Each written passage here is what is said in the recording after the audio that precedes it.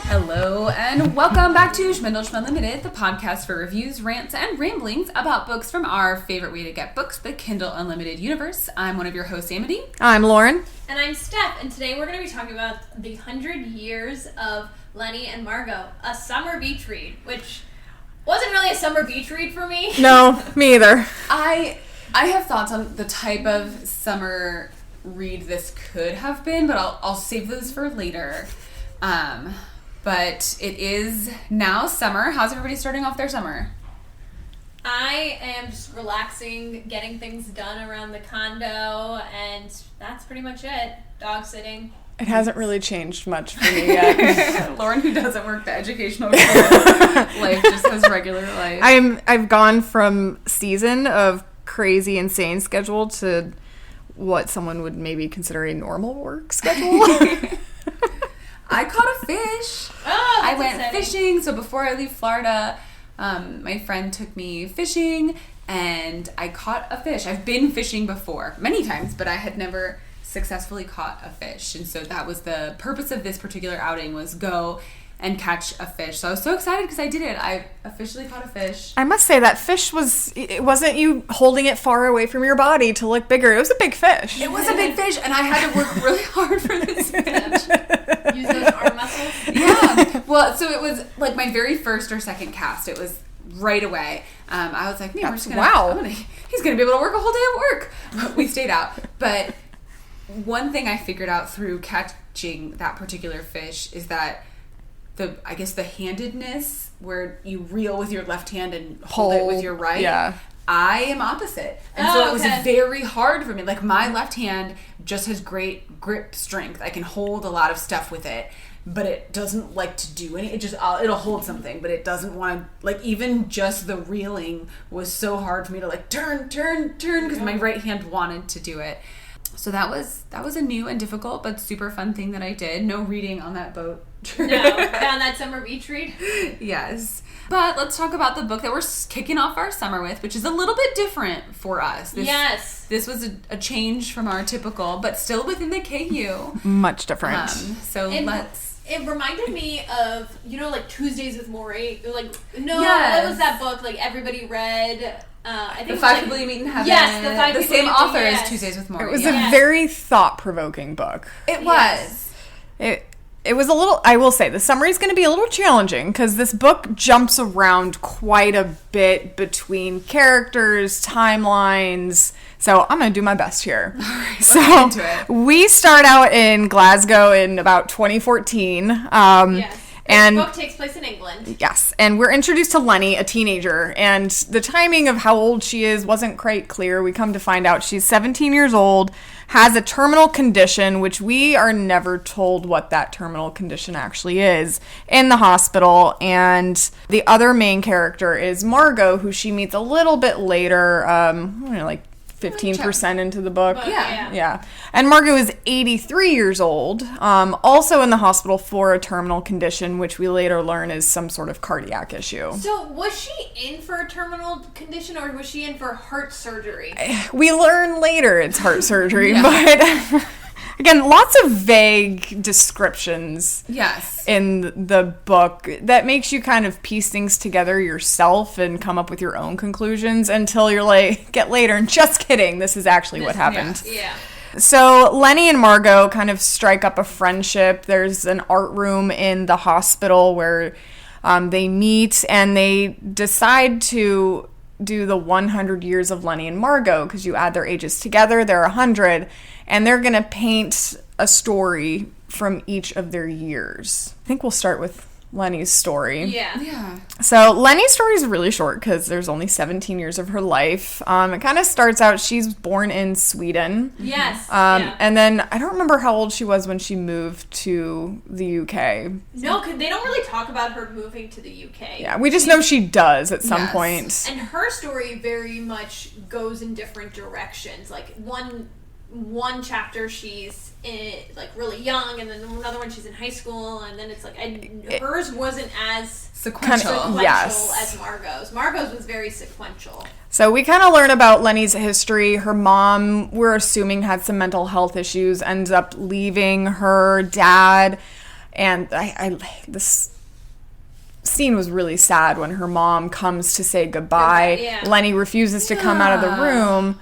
But in Lenni's defense, her mom just kind of dropped her off and all of her stuff on the front porch, basically, and she never saw her mother again. And it wasn't, like, very emotional for Lenni either. Lenni was like, no, I just don't want to see her. Yeah, I think she was mad. Had watched her mom go through so much that she didn't view her in that parental way. Yeah. Specifically anymore. Like, when she talked about the breakfast scenes and everything like that, like, it just...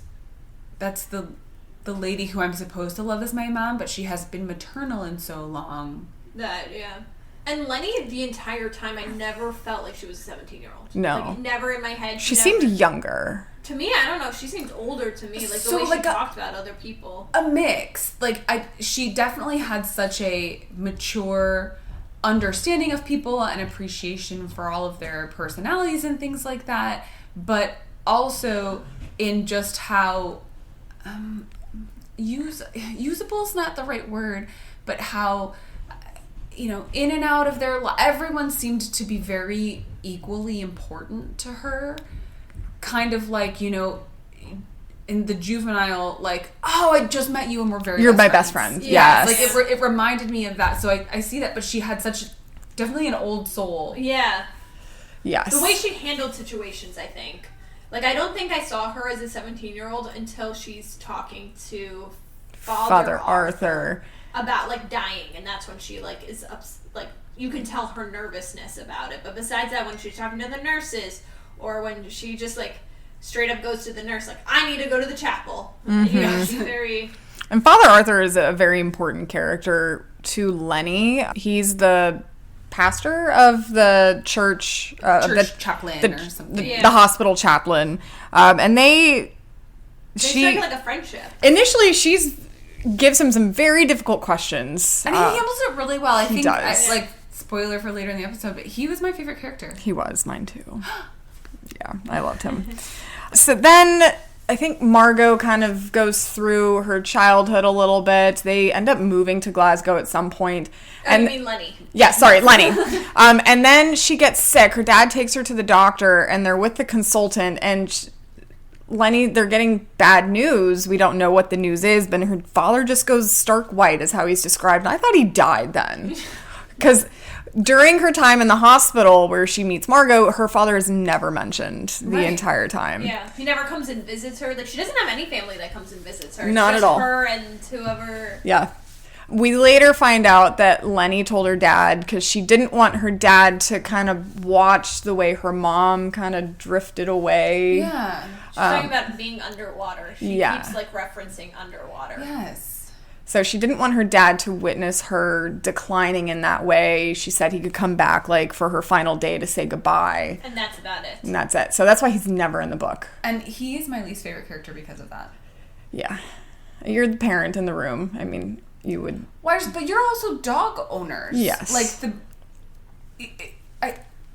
you're with them at the end. You would not be with your own child? And also, she's a minor. Right. She's a minor. It was very... And I think she told him to go be with this other woman. It was the new, like, his new wife or girlfriend. That left also for Sweden or something. She left for someplace. Yeah. The whole thing, it made me really sad. And I kind of... This sounds so bad, but I kept hoping for Lenni's case that she would just die. Because I didn't feel like she was living for much. No. Yeah. And then she was not outside. Like, she was just in this hospital, just doing random hospital shenanigans, like as many shenanigans as you get into in a hospital while you're terminally ill. And I felt badly for her. And at one point there was the story, I believe it was Lenni narrating it, about the two different men who got the wrong diagnoses. Yes. Oh, yes. And I was like, Lenni get the wrong diagnosis? Like, is she gonna get to go live her life? Oh, I didn't even think of that. Like, I got so excited on her behalf, and like, no, she didn't. No. And I felt so badly for her, and I think to a certain extent, I can relate to wanting to isolate, to not have to watch other people be sad about your dying, because that would be difficult, like, over and over again. Yeah. To be like, oh, I'm gonna miss it. I'm so sorry this is happening, blah, blah, blah. But it is your job as her adult to, like, if that's gonna bother her, great. Then keep making plans. Keep talking about whatever. Like, if she just wants to chat about or paint, like, there's someone should be there for her. And I was mad at her grown-ups. Yeah. Agreed. And the only person that, so at the beginning of the book, because we're kind of like jumping around, she goes to the chapel and meets Father Arthur and is asking him these like thought-provoking questions, and he kind of is answering them, but not really, doesn't know. But then she keeps going back to seeing him. Another example of her immaturity, and I don't know if immaturity is again the right word, but like naivety, obviously having spent a lot of time in the hospital, was her. I just got so much joy out of her mixing up Bible stories with fairy tales. Yes. I thought it was so funny. But again, just that like lack of life exposure. Yeah. And I think it was more because she knew she was dying that she wanted like answers. And it's funny, she gets really mad at Father Arthur because she finds out he's retiring. Mm-hmm. And then she goes, "Why didn't you tell me this?" He didn't know what to do or what to say, and she like stopped seeing him for a little bit, and then he has to come and visit her. Like her dad should have. Yeah. One thing that was tied in the 100 years is her mother always, it was something, she had a flashback to her first birthday. There was a video recording of it. Yeah. And her mom would sing a song in Swedish with a line, "May they live for 100 years." And that's where she gets that connection with yes, Margot. And that I thought that was really cool. That at least kind of tied in a little bit there. 83 plus 17 equals 100. That's where the 100 comes in, and I thought it was sweet. It was funny too. So they meet because there's an art class happening, but Lenni gets placed in the younger children's art class with these other girls, and she like tries to become friends with them. Oh, I felt so bad for her. And they're kind of just like ignoring her, and so she goes into what are these regular people doing at a hospital art class? Right? Yeah. Yes, that was very strange. Yeah. Like the one kid had a broken leg, I think. But I'm sorry, you can go to your art class at school. So she decides to go to the older, or she basically demands that they let her go to the art class with the octogenarians. And that's when she meets Margot, and they're signing their paintings, and Margot writes 83, and then she notices that together they add up to 100. I loved the idea of like doing a snapshot of your life, like what was the most memorable thing from that year in your life. After, because it was definitely Lenni's idea, who only had 17 different things to do. Like, at our current ages, do you think you could do, like, I'm 35, do you think you could do 35 different, like, how would 1 be different from 2, be different from 3, or even 7 be different from 8, like... And the only reason Lenni knew about that one was because of the video recording. Yeah. Right. I don't know. It's a pretty big blur until about 12, I'd say. Yeah. Well, unless you have pictures. Yeah. And then even to a certain extent, I have to imagine adult life also gets blurry. Like, you know, high school, that was definitely something freshman year versus junior year. But then, like, was I 22 or 23 when that happened? Right. Well, was I 61 or 62? That's, you know, without... Because they don't reference journals or anything like that like would have helped you. If Margot's memory is that good, I'm amazed, because I have patients, I'm like, okay, how long ago did that happen? Oh, a few months. I go in hospital records. That was 2 years ago, guys. Margot was an interesting character. She was. So let's get into her backstory a little bit. So They start her young, though. No, they start her like when she's 17. She was 17 and met Johnny. Maybe that was intentional. They started at 17 because that's how old Lenni is. That makes sense now. I just thought of that. These were the questions we were asking ourselves. There were so many things left unanswered. So we start with Margot 17, and she goes on a date. Well, we do get some, like, Margot at 9 with her terrible grandmother. Yes. Yeah. Oh, So we yes. do get a little bit. But The we don't first start story. there. We go back and forth. Yeah, the first story is 17. Yes, and she's meeting. A date that Doesn't show. stands her up Stands at her the up, train yeah. station. So then her and her friend just get on a train instead Yes. and happen to meet a nice gentleman on the train. And then they go on a couple dates, and he ends up asking her to marry him when she's 20. And then they get married and Have a kid real fast. they have a Yeah. kid. But she never says that she, like, really loved him. No. Like, he was more of just there. Well, and that was, I guess, of the time. Yeah. Yes, that's It's true. just like post-World War II. Yes. Yeah. So they end up having a child. His name was Davy. And unfortunately, he died as an infant from some cardiac issue. And another thing they don't tell you about, because it's very parallel to that scene where Lenni is finding out her diagnoses. The same, like, it was very similar when their baby Davy dies, because she kind of, like, blacks out, doesn't hear what the doctor's saying, and just, like, it just kind of, like, goes blank.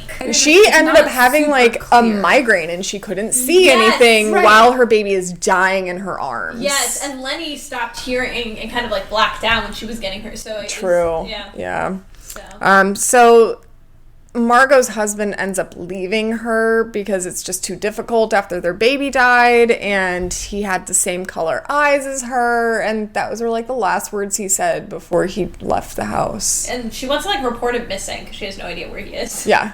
So she ends up going to London because she assumed for some reason he was going to go to London. Goes to the hospital precinct and is about to file a police report when she meets another very important character named Mina, who basically convinces her not to file this police report. And she goes off with Mina, and they end up living together. And Mina's just a very carefree person that doesn't want to be tied down, always moving. Yeah, she reminds me of, I just, like, think of, like, the hippies, and, like, she Yes. goes to protests and all this stuff.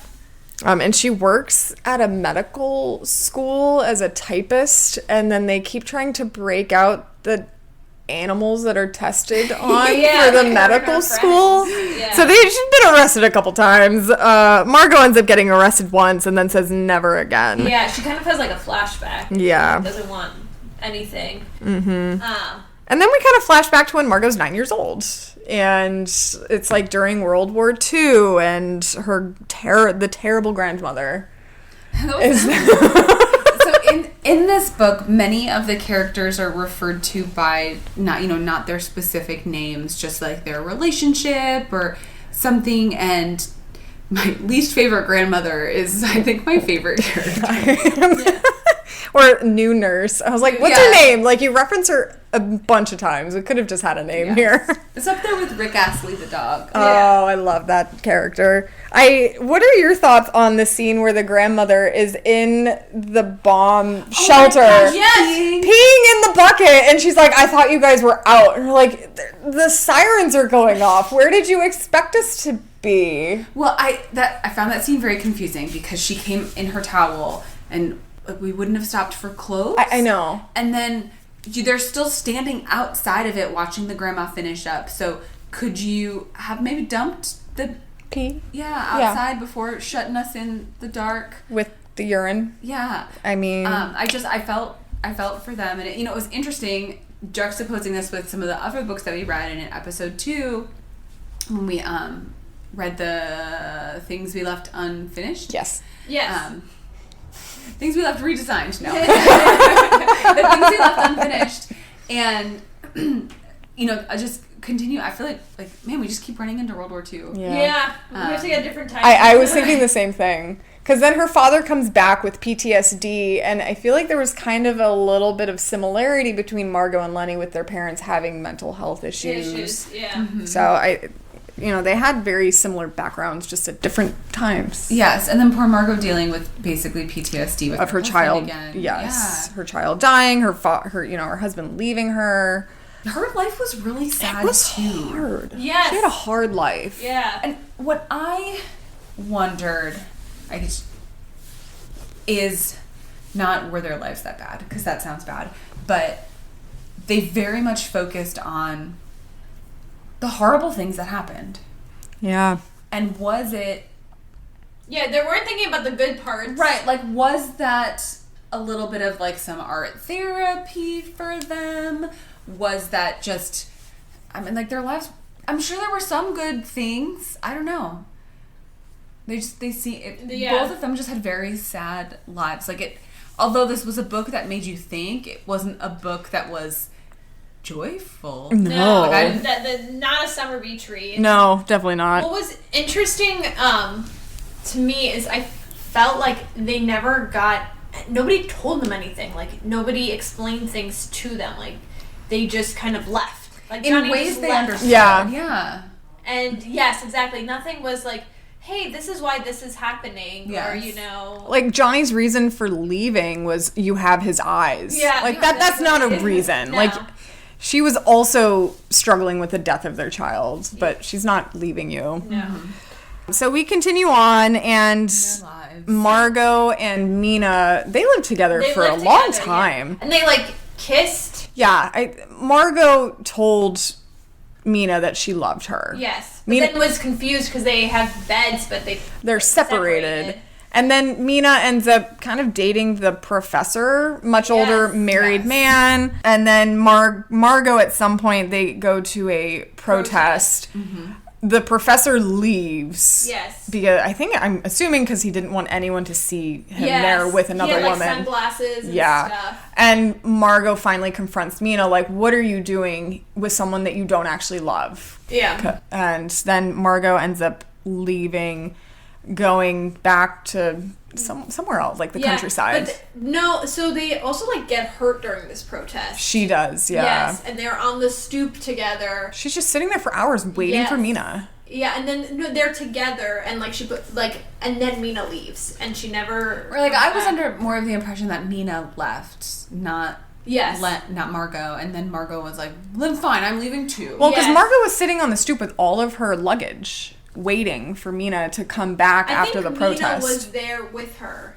So Mina then shows up. They sit there for a while, and then Mina leaves, and then Margot leaves, and never comes back. Yeah. Well, and multiple times, or maybe it seemed like multiple times, Margot kept saying to Mina, "I love you." Yes. Waiting for her to respond, and so I think on the stoop was the one more time she says, and she was like, "Let me see what she says," and then when she doesn't respond, then she gets up and leaves. And then she goes to the countryside, and she's driving in her car and almost hits a guy who's just in the dark looking up at the sky, and his name is Humphrey. Yeah. Who she ends up marrying. Yeah, and he has that famous line, "I've loved the stars too fondly to be fearful of the night." I love that. Humphrey was my favorite character. Him and Father Arthur, I would say. He was very unique. Yes. He was like, I'm assuming an astronomer? Astronomer. He was, I feel like he was just like this person that was eccentric and kind of different. Yes. Also, yes, he was really eccentric. I'm going to go back to Mina and Margot living together because this is going to come up. They have a chicken. Yeah, I never Jeremy. Understood the chicken. That was such a confusing... A chicken with, like, minimal feathers? Yeah. I thought of the chicken from Moana. Oh, yes. They're having a second Moana, by the way. Yes.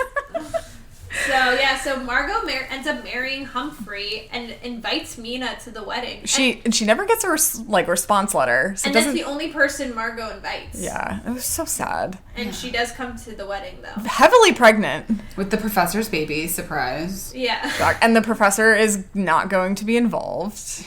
Another surprise. Surprised. I think we came up with one of the least favorite characters. Yeah. And then Humphrey and Margot have this life, and she's in her 40s at this time. Like, she's, 40s, 50s, and they have chickens, and they have this, I can just, like, picture their house in my head, like, this crazy house. I think it's something, like, out of Harry Potter. Yes. Like Luna the Lovegood. Weasleys' house. Something. And they go on vacation. This was my favorite scene. This is when I really started getting into the book, is they go on vacation and there's this, like, young couple talking to them. And they're like, do you have any kids? Oh, my God, I love like, this. yes. And he starts naming the chickens as their chickens. Yes. And Margot doesn't know what to do. And he just keeps referencing, like, they eat, like, seeds. And, like, the couple's like, oh, how sweet. Yeah. And Margot, like, spits her drink out all over these random people. It's very funny. Then... Oh, and we find out that Mina has her baby, and it's a little boy, and she names it after the chicken. Well, hold on. The chicken and Margot's son. Yes. Jeremy Davy Starr, because Mina gave her new last name of Starr. She changed her name. Yeah. The middle name was very cute. The first name, after the chicken that lived together with them. It was sweet that she named the middle name after her. I don't know. Well, you maybe were like weird best friend that I love, sort of lover, but you left me kind of like I don't know. I didn't like it. Yeah. It was very strange. But so was the whole book kind of. Yes. So we jump to Margot's 66th birthday. Which turns out was not her 66th birthday. Oh, that was so sad. When her husband is like making her breakfast for her birthday that's supposed to be in January, and Margot's so confused because it's not January, and that's the first kind of sign that her husband gets Alzheimer's. Yeah. And he made her sign a contract that if he got so advanced that he put her in a home. It was so sad that then goes into the home and was he hurt his leg or something? Yes, he hurts his leg. And he like apologized. What's his line? I thought he was like something, I'm sorry I'm growing old. I got old by accident. I know. That's so sweet. I really liked his character. Yeah. But she goes to visit him the next day after he like falls, hurts his leg. Like it's not anything severe. And he doesn't remember her. No, this was before he wants to see the stars. Oh, I know. So he can't see the stars from his room because there's a light right outside of his window. So she looks through the telescope every night on the phone and describes it to him. Like, that's true love. Yeah, and then she comes in with the carrot cake, and he pretends not to remember because of the contract. We don't know at the time that he's pretending to not remember her, but it was like, oh, it's so sweet and sad. He wanted the last time that they were together where he actually remembered her, so he pretended so he could say that's not how Alzheimer's works. I know, but he died soon after. It was like 3 to 4 months. He did, and I appreciate that he was able to like will that to happen for himself. That it was such a recurring theme in this book of like, I'd like you to please abandon me. Oh, okay. Yes, abandonment is a big thing. And I don't know that I can call it abandonment because it's like they asked for it every time. But like, are you of right mind? Right. I don't know. Yeah. And so he passes away, and he passes away next to his telescope. Yeah, he's my favorite character. I changed my mind. And then Margot is like, they have his funeral, and his sister wants to donate some of his old books. And while Margot's getting the books ready, she finds a picture that she had hidden in one of the books with Mina's new address in Vietnam. Oh, yeah. Because she moved to Vietnam. With Jeremy. With her son. Not the chicken. Not the chicken. So she ends up writing Mina and then goes to Vietnam.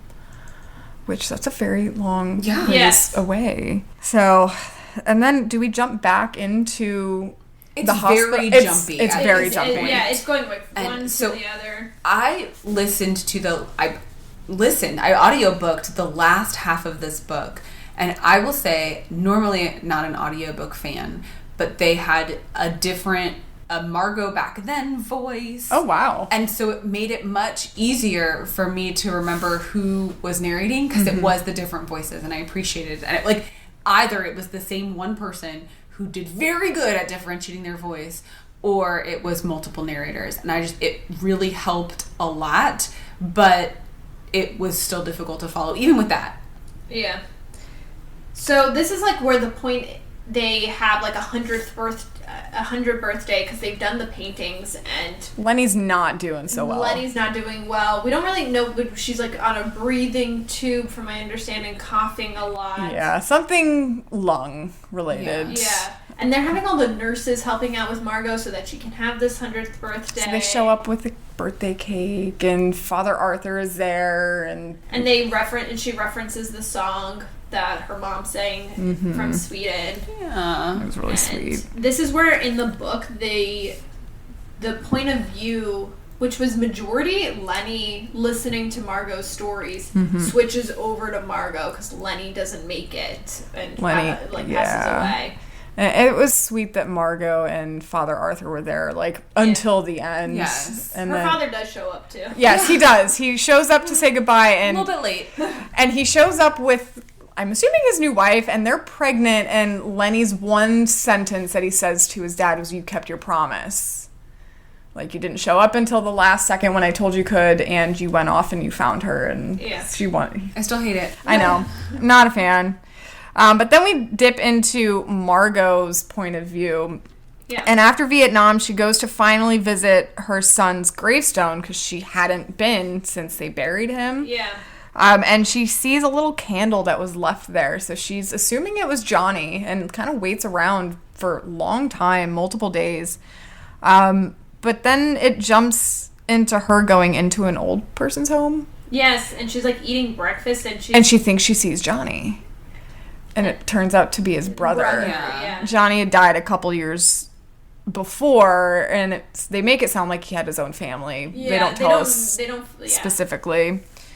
And then we kind of jump back into modern day Margot at the age of 83, about to have heart surgery, and saying, if the surgery goes well, she's going to go find, Mina in Vietnam. And if it doesn't, she's going to come find Lenni. And there was a scene where she's talking to Father Arthur, and she's telling Father Arthur about Mina and all of that, and she wants his advice, and he just gives a Bible reading. I loved this part. And enjoy life with the woman you love all the days of your fleeting life. Yeah, and so she decides that that either way, she'll be happy, because if she makes it through the surgery, she'll go be with Mina in Vietnam. But if she doesn't make it through the surgery, then she'll be able to be with Lenni. With Lenni. Yeah. And she says the line, "You made dying much more fun than it should be." And that's the very difficult summary of this book. You guys, we did 30 minutes. That's pretty... Right. So what... Overall thoughts? It was cute. I liked the different, snapshot stories, but with all the jumping around, it was difficult to follow sometimes. And also, it was so vague that I was like, wait, did I miss something? Yes.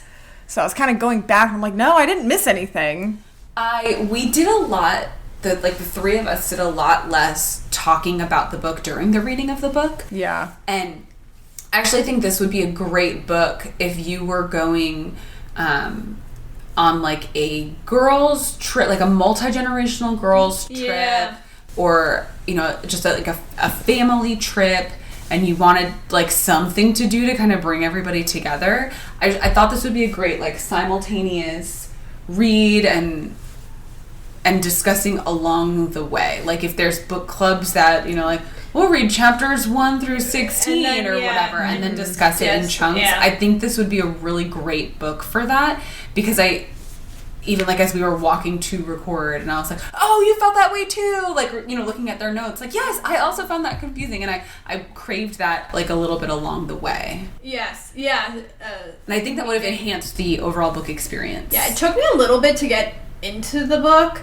but once Humphrey was introduced, I was like, okay, I'm good. We're good. Yes. Good. He made everything lighter. Yes, exactly. I think, that's what it was. It was very deep and thought-provoking, and when Humphrey, he was that... We had a little fun. Yes, exactly. So, question. Margot, when she's on her blind date at the beginning, and I think she's 17, she talks about thinking about all the people we'll never meet. And, like, maybe our soulmate's out there. So, does Margot have, like, who is her true love? Or does she have, like, multiple? I think she has multiple. I would say Humphrey, and it shows, like, how late in life she met him. Yeah. Like, she wasn't... I think she was 40 by the time she met. But then what about Mina? Like, I don't know that I don't know. put Humphrey's influence on her life as more impactful, more... I think Mina was a soulmate that taught Margot lots of lessons. Yeah. And with Humphrey, she was able to just be herself a bit more. And I feel... Okay, so when I was thinking about this, I thought Humphrey loved Margot, but like, Mina didn't show Margot that much love as Humphrey showed Margot. But Margot loved Mina, not more, but in a different way, but kind of more. yeah. Well, I think to a large extent, I think a lot of people have those kinds of loves throughout their life. I think that's why it's, Yeah. you know, inspiring and lucky and all of that when there is one true love relationship type things. Like when, you know, people grow and they change and they mature, like that's what you want to happen in life. And it's so fortunate and special when they get to grow and change together. Yeah. And they didn't grow and change apart. And it's like, it's sad, but happens. I don't know. Yeah. It was... And it's funny when she gets introduced to Humphrey, because I think that's what she needed right there and there. Like, she literally almost runs him over. With her car. With her car. And he, like, is, like, makes her stop, and he's, like, and look at the stars. And she, like, doesn't realize, oh, wow, like, I can see all these stars. And well, she had just such a negative viewpoint on life. And this was the first time in her recollection. Stop. That, look at the beauty around you. Yeah. Make life fun again. Yes. Yeah. Okay, so we're going to play a little game. We're going to each pick a year. We've got a random number generator in front of us. Random year generator. Are we all going to do the same year? And and then say what our different We'll do different years, because we also did the math, and if we add up all our ages, we also get 100. I know. But we're not going to be painting 100 photos. No. I mean, come on, guys. We'll tell 3 stories to celebrate the 100 years of Amity, Steph, and Lauren. Yes. Let's do different years. We'll generate them and then come up with them. Over the last 10 years. Yes. I didn't. Okay, so Lauren gets 2019. Oh. Amity gets 2015. Okay. And then I get 2016. What happened in 2019? Okay. I'm trying to think. In 2016, so I graduated college in 2014, so I was in my second year teaching, and that was the year I switched jobs, and I was teaching out. I went from charter school to public school, and I was living with a friend. And that's when I got Bentley. 2016 was when I got Bentley. So your painting would be Bentley? My painting would probably be Bentley. That was my year I got my dog. 2015 was a really rough year for my family, actually. My grandma got cancer and passed away. And my parents officially decided they were getting their divorce. And I finished my master's degree that summer. But it was a lot. It was really stressful. And that was, I think, the year that we, as like the core 3, at the time it was just me and my husband and my older daughter, and really leaned into being the importance of the core little family. And there's a really special memory in 2015 specifically. So we were trying to make it the core 4 that year, and it wasn't going well. And there was a time where I had taken a test, and I was sad because it was negative. And my oldest came up to me, and she was 2 at the time, and gave me a hug and said, "Don't worry, mommy, baby sister coming." And that hurt because that's exactly what I wanted. But about a week later, had that positive test, and turns out baby sister was coming. And so she was actually the first person I told. Aww. And then we together went and told Brian.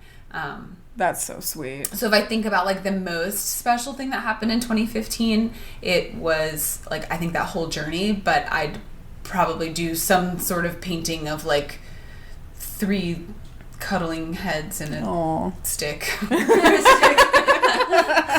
With the plus sign on it. Yeah.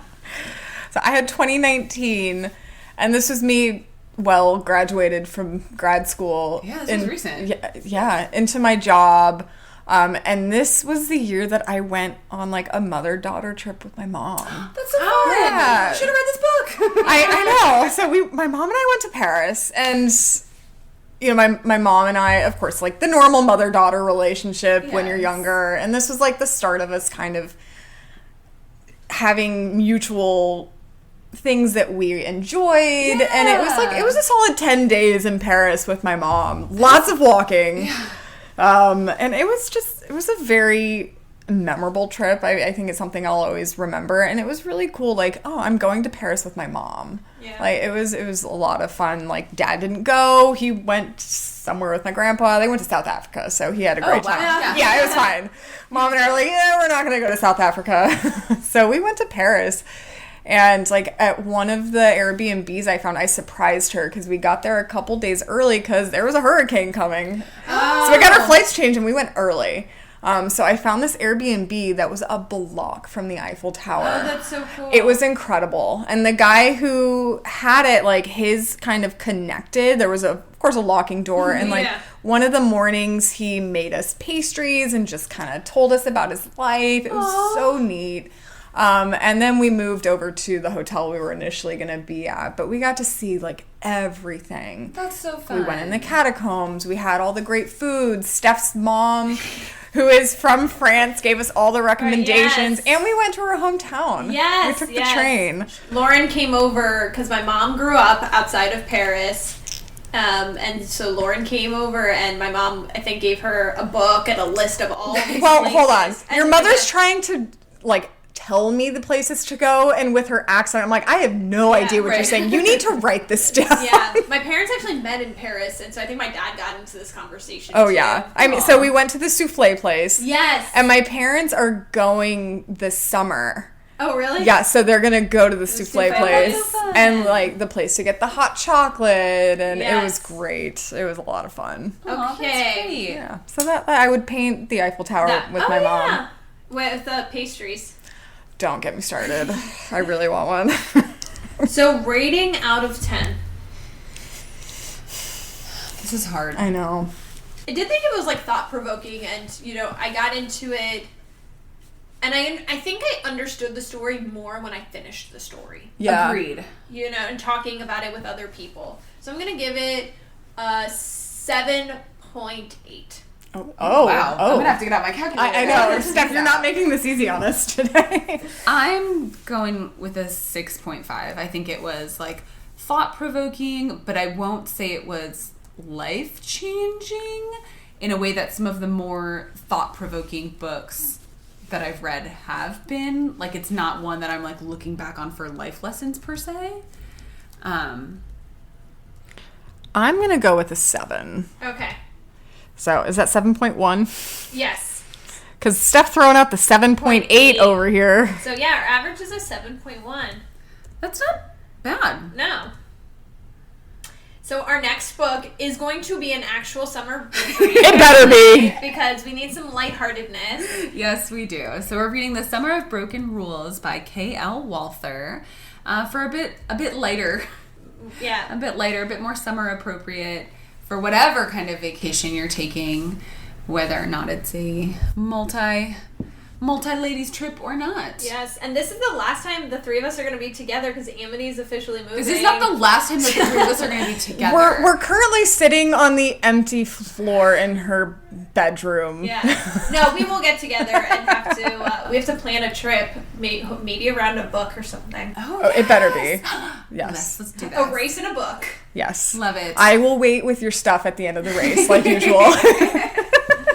Perfect. Well, wherever you're listening from and wherever we're recording from, we thank you for listening to our reviews, rants, and ramblings. Remember, if you also read this book and review it on Amazon or Goodreads, please include that Schmindel Schmun Limited sent to you And if you wouldn't mind a quick review on your favorite podcast platform or all of the podcast platforms for bonus points, we would be forever grateful. Have a great couple weeks, and we can't wait to read, review, rant, and ramble about the next book with you.